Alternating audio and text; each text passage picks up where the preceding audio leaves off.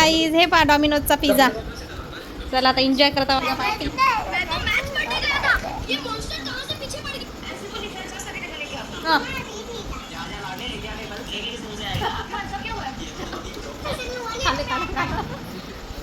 त्यांना पिझ्झा पसंत नाही आहे, फक्त ऍक्टिंग करत आहे पिझ्झा खाण्याची.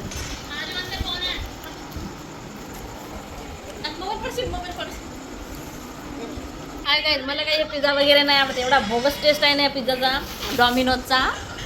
ॲक्च्युली कसं आहे, मला पिझ्झाच नाही आवडत, पण हे माझ्या पिलूची डिमांड होती आज डॉमिनोजचा पिझ्झा खायचा म्हणून.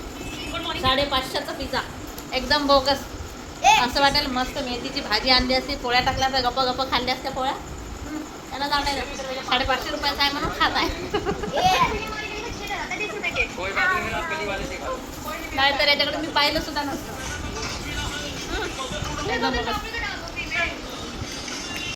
मी आज घरी जाणार होते, पण याच्यासाठी थांबली. मी किती चांगलं असेल म्हणून खाण्यासाठी. एकदम बघच लागलं आहे. चॉकलेट केक सांगतात, मला चॉकलेट केक बिलकुल नाही आवडत. मी माझ्या पिलूला आवडत आहे, ते खात आहे. एकदम बघत आहे सगळं. बरं झालं मी जेवली मस्त चुरून, चपाक वरण, चवळीची भाजी मस्त चुरून खाल्लेली. मला माहीत होतं हे असंच होणार आहे म्हणून.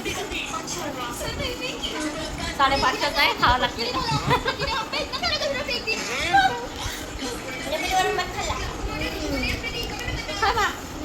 या खायला तुम्ही डॉमिनोजचा पिझ्झा.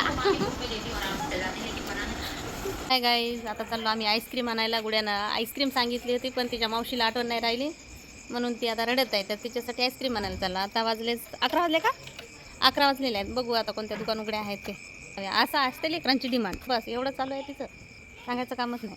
2 दिवस मुकीच बसली होती, मला काहीच म्हणली नाही. मला हे पाहिजे ते पाहिजे. आणि पप्पा आले की मला हे खायचं ते खायचं. चला 550चा पिझ्झा तर एकदम बोगस होता. 10 वाली आईस्क्रीम टेस्टी असते. चला मग आईस्क्रीम आणायला जाऊ. गाईज आलो आम्ही परत. आम्ही म्हटलं गुड्याला आपण रस्ता चुकलो म्हटलं, आता हरवून जातो म्हटलं आपण. म्हणून ती म्हणे नको म्हणून म्हणे आता आईस्क्रीमचा कडक खाऊ म्हणे. चल म्हणे आता घरी. मग आलो आम्ही घरी परत आता. चला मग बाय, गुड नाईट. आजच्या ब्लॉगमध्ये एवढंच.